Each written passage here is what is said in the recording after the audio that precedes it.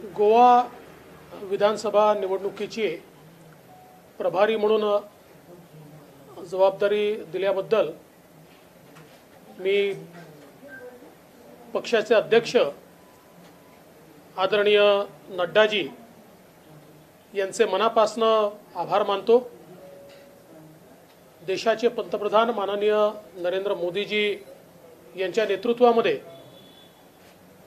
गोव्यामध्ये पुन्हा एकदा भारतीय जनता पक्षाचं सरकार हे आम्ही स्थापन करू आणि विशेषतः आमचे मुख्यमंत्री श्री प्रमोद सावंतजी त्यांचं संपूर्ण मंत्रिमंडळ यांनी जे काही कार्य गोव्यामध्ये केलं आहे त्याच्या आधारावर आम्हाला पुन्हा एकदा जनता त्या ठिकाणी निवडून देईल हा विश्वास मला निश्चितपणे आहे।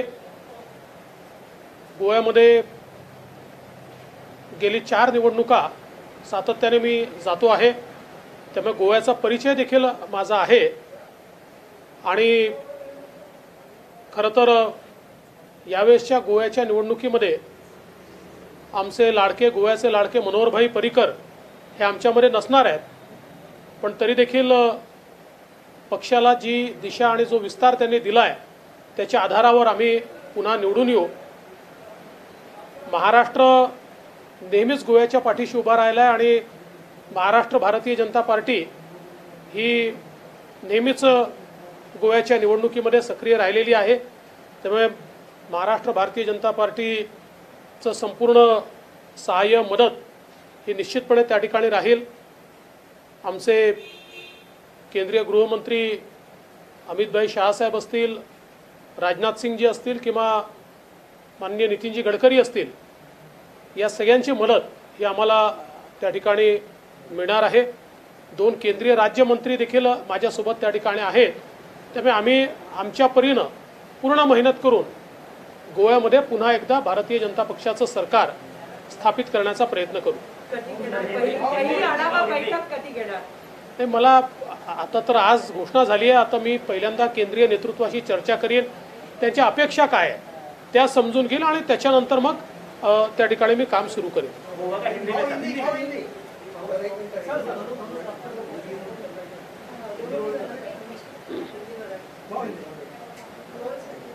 भारतीय जनता पार्टी के राष्ट्रीय अध्यक्ष आदरणीय जगत प्रकाश नड्डा जी ने गोवा चुनाव के प्रभारी के रूप में मुझे जिम्मेवारी दी। मैं उनका बहुत बहुत आभार व्यक्त करता हूं।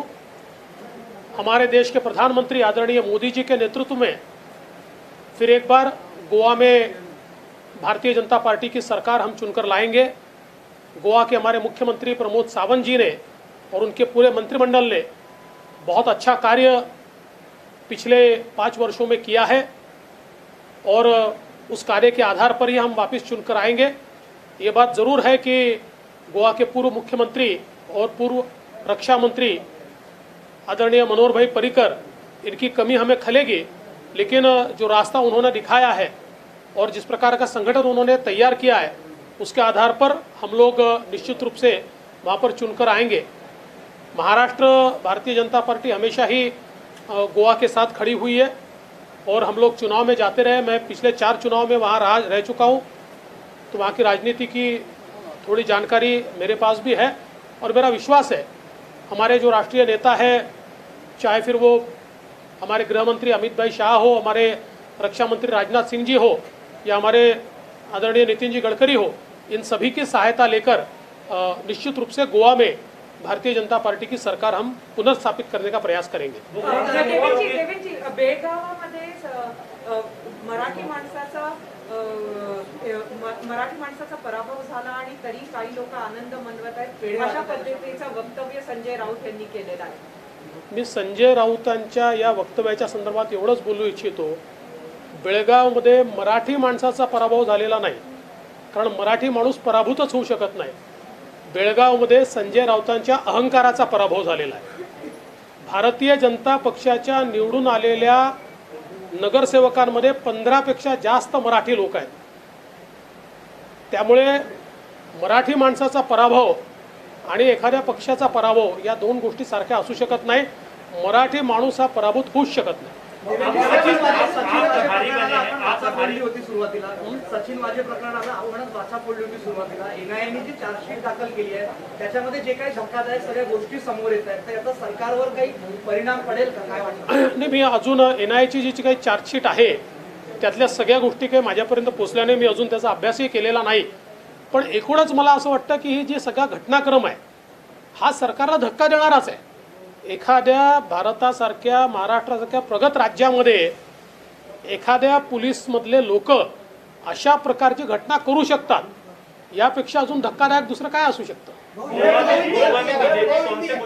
गोवा में बीजेपी कौन से मुद्दे को लेकर सामने जाएगी, जनता के बीच जाएंगे आप? देखिए, विकास का कार्य हमने किया है, मोदी जी का नेतृत्व है, हमारे मुख्यमंत्री जी ने अच्छा काम किया है, उसके भरोसे हम लोग आगे जाएंगे. बाकी तो आज पहला दिन है, आज आप सब पूछ लेंगे तो मैं बाद में आपसे क्या बात करूंगा. देवेंद्र जी, एक सवाल है कि 5 राज्यों में चुनाव जो होने जा रहे हैं, एक यूपी में ऐसा समीकरण देखा जा रहा है कि ब्राह्मण सम्मेलन ज्यादा हो रहा है, चाहे वो मायावती हो चाहे समाजवादी पार्टी हो. तो क्या लग रहा है कि यूपी की राजनीति ब्राह्मणों पर ही टिकी है? देखिए, यूपी की राजनीति में अलग अलग समाजों का अपना एक सम्मान है, वैसे ब्राह्मणों का भी सम्मान है. किंतु मैं ऐसा मानता हूं कि जिस प्रकार का भारतीय जनता पार्टी ने वहां काम किया है, चाहे वो ब्राह्मण हो, चाहे ठाकुर हो, चाहे राजपूत हो, चाहे ओबीसी हो, चाहे अगड़े हो, चाहे पिछड़े हो, चाहे दलित हो, किसी भी समाज के हो, सारे समाजों को साथ में लेकर भारतीय जनता पार्टी की सरकार ने काम किया है. क्योंकि हमारे नेता मोदी जी का एक ही नारा है, सबका साथ सबका विकास. और वहाँ पर योगी जी की जो नेतृत्व है वो बहुत प्रभावी ढंग से लोगों के सामने आया है.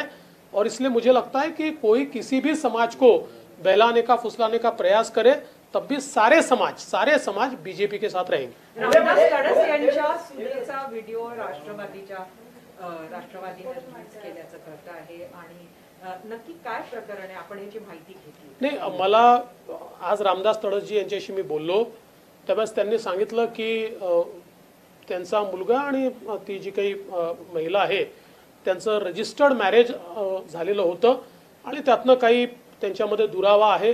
त्या मुलीचे काही ग्रीव्हियन्सेस आहेत. मला असं वाटतं की त्यातनं जी काही कायदेशीर कारवाई आहे ती त्या ठिकाणी होईल.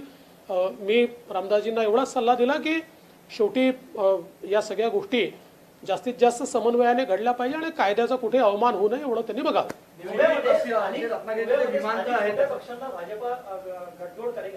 आज आता या सगळ्या गोष्टी सांगणं योग्य नाही.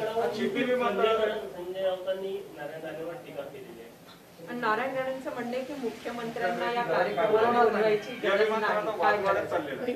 मला असं वाटतं की गोष्टी समन्वयानेच झाले पाहिजेत. पण चिपी विमानतळ तयार करण्यामध्ये राणे साहेबांचा जो सहभाग आहे हा कोणीच नाकारू शकत नाही. त्या काळामध्ये राणे साहेबांच्या पुढाकारानेच याचं काम सुरू झालं आणि त्यानंतर मी मुख्यमंत्री असताना हे काम आम्ही पूर्ण केलं आणि त्याचं एक आम्ही उद्घाटन देखील केलं. आता तिथनं फ्लाईट उडणार आहे. खऱ्या अर्थानं ते विमानतळ जे आहे हे आता त्या ठिकाणी एक प्रकारे त्याची सुरुवात होते आहे. त्यामुळे मला असं वाटतं की अशा या परिस्थितीमध्ये याचा वाद न करता खरं तर कोकणाकरता एक अत्यंत महत्त्वाचं आणि कोकणाच्या पर्यटनाला खऱ्या अर्थानं चालना देणारं अशा प्रकारचं हे विमानतळ याच्यावर फ्लाईट सुरू होणं हे कोकणाकरता अत्यंत महत्त्वाचं आहे.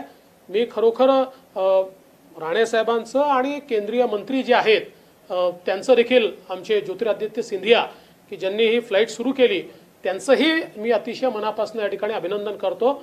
आणि शेवटी राज्य सरकार केंद्र सरकार यांनी समन्वयानेच काम करायचं असतं. त्यामुळे मला असं वाटतं श्रेयवादाची काही लढाई नाही आहे. राणेंचं जे काही योगदान आहे ते कोणी नाकारू शकत नाही. असं आहे की सिक्युरिटीच्या संदर्भात जी CISF किंवा केंद्रीय एजन्सी ज्या आहेत ज्यांना केंद्रीय एजन्सीजची सिक्युरिटी असते ते वारंवार त्याचा आढावा घेत असतात आणि थेट परसेप्शनच्या आधारावर अशा प्रकारची सिक्युरिटी कमी अधिक केली जाते. ती वाढवली आहे याचा अर्थ थ्रेट परसेप्शन कदाचित त्यांना असं वाटत असेल अधिक आहे म्हणून ती वाढवली आहे. याच्यात कुठलं वाढवली किंवा कमी केली याला फार काही राजकीय रंग देण्याचं कारण नाही.